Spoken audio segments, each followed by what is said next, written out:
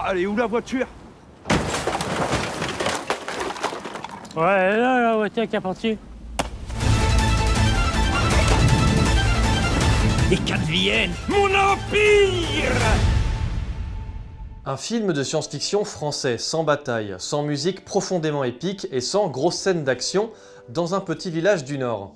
Est-ce forcément incompatible? En tout cas, c'est ce que nous propose le réalisateur français Bruno Dumont avec L'Empire, sorti mercredi dernier. Et je suis un peu fatigué. Fatigué de voir à quel point un genre aussi populaire que la science-fiction se limite à ce que certains tweetos ciné pop culture adulent. Car dès lors qu'un cinéaste propose quelque chose de différent et de plus étrange que ce qu'on voit d'habitude, c'est souvent la foire à la moquerie et à la condescendance. On se demande bien de quel côté se trouve l'élitisme dans cette histoire. La science-fiction est aujourd'hui un monde majoritairement dominé par les Américains.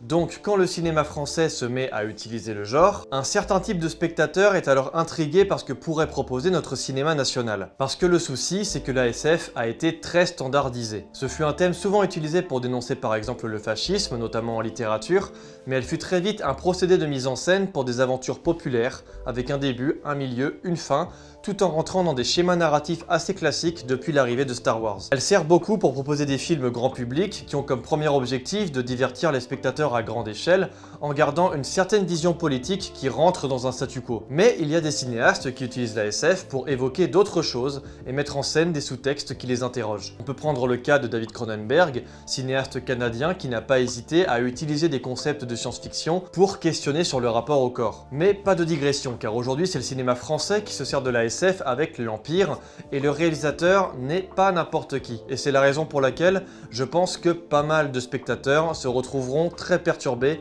par ce qu'ils vont voir. Et je le comprends. Le film est réalisé par Bruno Dumont, un cinéaste français né à Bailleul dans le Nord en 1958. L'Empire est son 12e long métrage et son premier de science-fiction. Il prend place sur la côte d'Opale, située dans le Pas-de-Calais, où deux civilisations extraterrestres, les 1, représentés comme le camp du bien, et les 0, représentés comme le camp du mal, se battent pour s'accaparer la Terre et les humains, suite à la naissance d'un bébé 0, perçu comme un danger pour les 1. Alors si je dis que Bruno Dumont n'est pas n'importe qui, c'est surtout parce que c'est un cinéaste qui a un cinéma qui est très particulier. Ses premiers longs métrages font preuve d'un fort naturalisme. Très peu de dialogue, des plans souvent très longs pour créer une ambiance presque spirituelle et métaphysique sur des visages d'acteurs et d'actrices amateurs. Souvent issu d'une classe prolétaire très pauvre et provenant de la région d'où il vient et qu'il aime tant filmer. Par exemple, dans La vie de Jésus, son premier film, l'acteur principal est en réalité un couvreur et finit tragiquement sa vie dans un incendie après avoir passé plusieurs années dans la rue. Ou encore David Deveil, un acteur récurrent apparu dans plusieurs films du réalisateur, qui eut aussi une vie très pauvre et une enfance assez violente. Le début du cinéma de Dumont ancre ses personnages dans un réel qui est souvent très froid, et les imperfections des jeux, le rythme assez étrange, font que ses débuts sont austère. D'autant plus que ce qui intéresse aussi le réalisateur dans ses films, c'est de mettre en scène des protagonistes qui n'en sont pas vraiment, dans le sens où il n'y a pas vraiment de quête ni d'intrigue qui remplissent un cahier des charges standard, mais aussi dans le sens où la question de la morale est assez discutée et est discutable. Bruno Dumont aime jouer là-dessus, tordre la morale du spectateur pour le déstabiliser devant ce qu'il regarde afin qu'il puisse jouer aussi avec le côté très spirituel qui entoure la plupart de ses films. C'est par ailleurs pour ça qu'il est souvent catégorisé comme étant un cinéaste de droite, car il n'est jamais vraiment question de rapports sociaux entre les individus, mais de rapports spirituels, de remise en question de la morale, presque essentialiste, et les réflexions métaphysiques que provoque son cinéma s'ancrent très souvent dans ce qu'on pourrait voir comme un rejet de la modernité. À partir de 2016, Bruno Dumont va plus se lancer dans la comédie et ouvrir ses horizons en travaillant avec des acteurs professionnels. Il sort Maloute, une comédie complètement délirante où des acteurs pros représentent une bourgeoisie ridicule face à deux inspecteurs interprétés par des amateurs. Puis il sort Jeannette, l'enfance de Jeanne d'Arc en 2017, un film musical inspiré des textes de Charles Péguy que je trouve être un film assez unique en son genre, mélangeant les genres entre burlesque et tragédie, avec ce décalage exceptionnel entre l'élégance du texte et la musique électro-rock-metal de l'artiste Igor qui vient dominer l'atmosphère du film.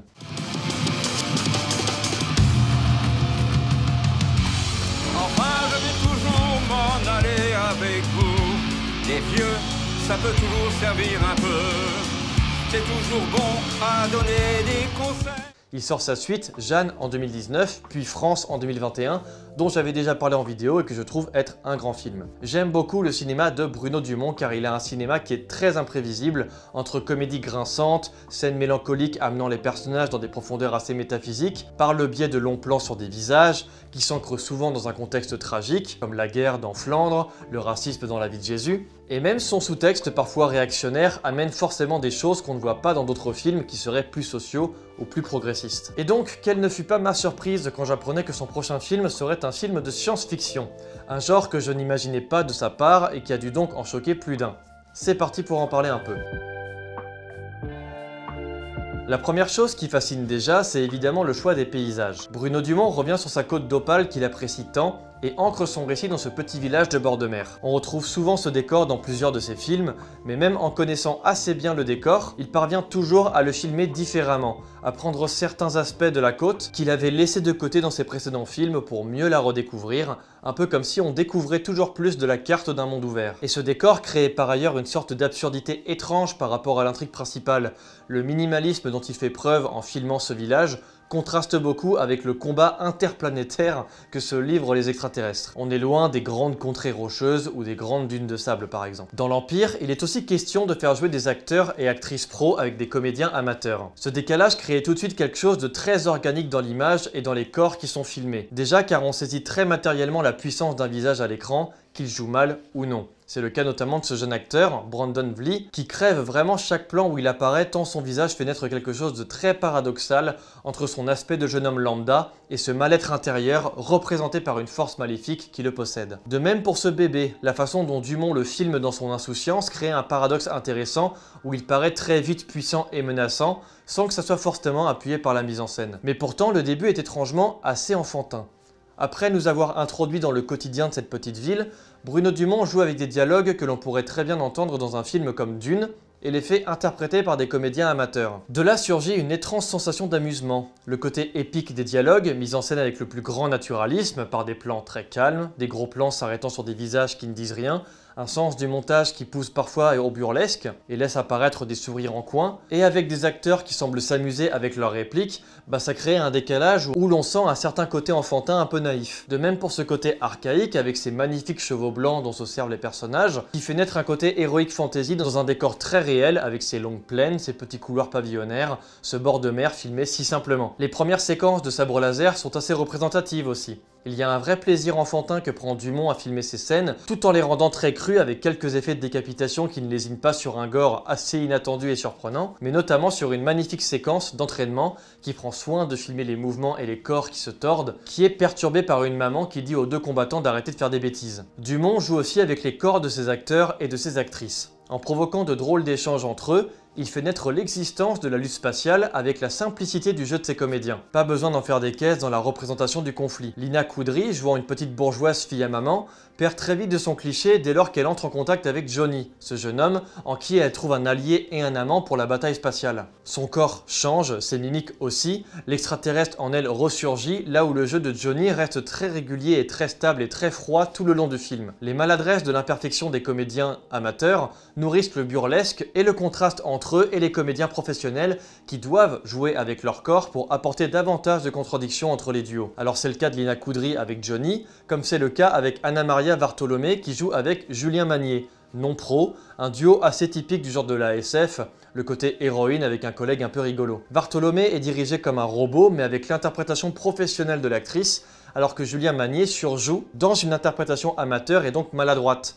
Je trouve ça assez riche dans les échanges car ça offre des moments drôles, un peu étranges, presque suspendus par le temps. Camille Cotin interprète quant à elle la reine des 1 et Lucchini le roi des 0. Moins impactant que le reste des personnages je trouve. Lucchini adopte toujours cette posture que je trouvais incroyable dans Maloute, qui est pour moi une ode à la ridiculisation du jeu d'acteur pro, mais sa présence se caractérise davantage par son incroyable costume qui lui vaut une posture démente que ses mimiques, qui, bien que toujours démesurées, me frappent moins que tout ce que le film propose avec ses autres personnages. Cela dit, ça permet de le fondre dans le décor de son vaisseau spatial, sur lequel nous allons revenir. Celle de Camille Cottin aussi, qui ajoute une drôle de tendresse dans le jeu. Et donc on n'est jamais vraiment dans la parodie. Dumont joue avec les codes, mais ne fait pas vraiment dans la caricature. C'est pour ça qu'on ne rigole pas vraiment à gorge déployée, car l'humour burlesque qu'il mène est bien plus complexe dans son développement. Mais tout ce côté léger du début du film pourrait laisser croire que Dumont ne prend pas trop son sujet au sérieux. Que la SF n'appartiendrait qu'au monde des enfants, et d'ailleurs il n'a pas forcément tort au vu des retours de certains, mais on en reparle plus tard. Mais comme dans France, le côté drôle, burlesque et léger va laisser place à des contradictions plus profondes, entraînant les personnages dans une sorte de spiritualité qui va entraîner une poésie pessimiste sur la condition des êtres humains.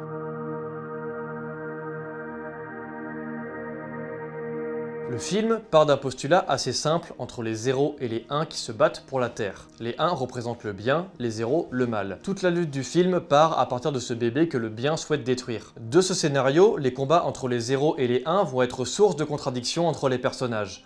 En surface, il s'agit parfois de luttes amoureuses, de tentations qui vont à l'encontre des principes moraux, chose que l'on voit souvent dans des récits de SF, mais Dumont va capturer un certain sens presque animal et automatique, transformant ces extraterrestres en âmes errantes qui pourchassent quelque chose qui n'existe pas vraiment, et qui sont complètement dépourvus de repères moraux. La première scène de sexe, par exemple, accentue ce côté où Bruno Dumont souhaite casser le côté sage et sérieux d'une soldate qui se fie à ses principes et garde une morale soignée, là où un soldat du mal va finir par s'éprendre d'elle. C'est une vision par ailleurs assez réactionnaire, mais qui s'ancre dans un procédé où les personnages ne comprennent pas trop ce qu'ils font et pourquoi ça serait bien ou mal de faire ça, mais ils ressentent comme quelque chose d'essentiel. En fait, c'est presque filmé comme une découverte de la sexualité, au travers de corps humains n'ayant aucun repère social ou moral vis-à-vis de ce qu'ils entreprennent. C'est filmé de manière très mécanique. Et ce combat pour le néant, qui se solde d'ailleurs par un trou noir, offre un aspect nihiliste au film. Le mal et le bien sont deux entités qui n'existent pas l'une sans l'autre, mais en plus, aucune des deux ne possède une supériorité morale, raison pour laquelle les aliens ont tant de mal à cerner les humains. Ce contraste s'illustre dans la mise en scène par des scènes qui paraissent anecdotiques,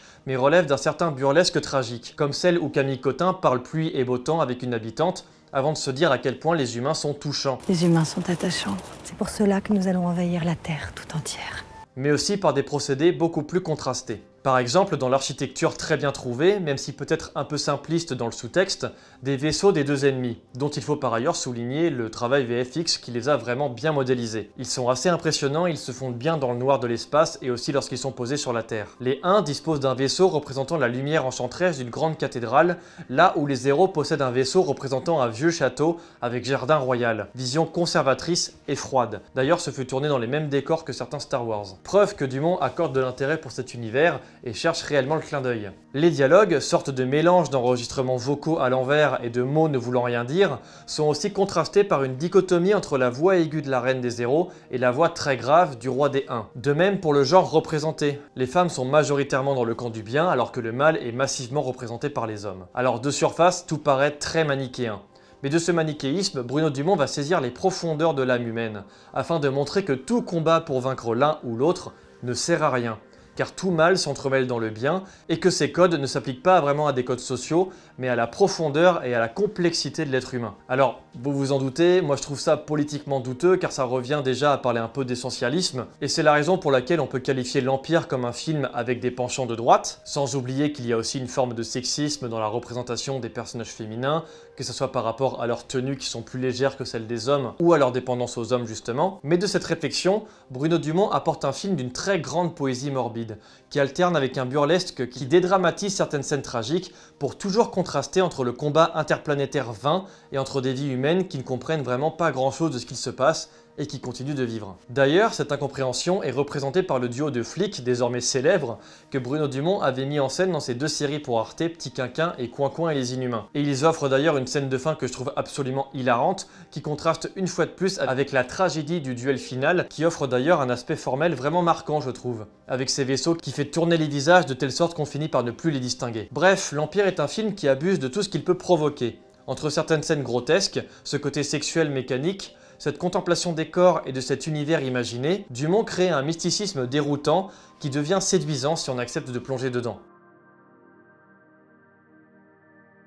L'Empire est clairement un film qui n'est pas facile à cerner, surtout si on n'est pas vraiment connaisseur du cinéma de Bruno Dumont, et je ne peux pas en vouloir aux autres d'être passés à côté du film ou de le trouver horrible. Même certains cinéphiles assidus comme moi ne trouvent aucun intérêt particulier au film du cinéaste. Tout est une question de sensibilité et de subjectivité quant à ce qu'il propose. En revanche, je suis très agacé par le peu d'ouverture d'esprit critique que cela engendre. La plupart des critiques à l'égard du film ne s'arrêtent que sur le fait qu'il n'y ait pas de grosse bataille finale, que c'est mal joué, que c'est ridicule, sans jamais se demander si ce n'est pas justement un peu la volonté du cinéaste. Le but de Dumont n'est pas de faire un Dune à la française, mais de traiter la SF de façon radicalement différente de ce que l'on peut voir d'habitude. On a le droit d'y adhérer ou pas, mais de dire que c'est parce que l'affiche est moche et parce qu'il n'y a pas de bataille finale ou pas d'histoire, je trouve que c'est se mettre dans une position de spectateur qui préchote un peu ce qu'il attend du film qu'il va voir. Et moi je trouve cette position un peu nulle. Le but du cinéma c'est de surprendre justement, d'être imprévisible, de mettre le spectateur dans une posture où il ne s'attend pas vraiment à ce qu'il va voir, où il ne va pas forcément comprendre, où il sera un peu pris au dépourvu. Je trouve que c'est là que le cinéma est le plus intéressant. En fait c'est un peu tout le principe de donner une chance à une œuvre, chose que j'avais reproché à Durandal quand il parlait de Pacifiction parce qu'il lui laissait aucune chance, et qui a suivi d'ailleurs un blocage Twitter de sa part, parce que ce n'est pas quelqu'un de très ouvert. À la suite de ça, vous pouvez parfaitement ne pas être réceptif du tout au film. Vous avez le droit de vous faire chier, d'avoir été dérangé par le message, parce que c'est vrai qu'il y a des moments très douteux. Ce qui importe, c'est que vous vous permettiez d'être dérangé dans votre confort de spectateur. C'est la force de ce film, et plus globalement du cinéma de Bruno Dumont. Et c'est pour ça que je vous invite fortement à aller le voir pour découvrir un film de SF jamais vu auparavant. C'est la fin de cette vidéo, j'espère qu'elle vous aura plu et qu'elle vous aura intéressé et qu'elle vous aura donné envie de voir le film. En tout cas, n'hésitez pas à me dire ce que vous en avez pensé si vous l'avez vu, et n'hésitez pas à me rejoindre sur Twitter et à vous abonner à la chaîne, et on se retrouve très vite pour de nouvelles vidéos. Ciao!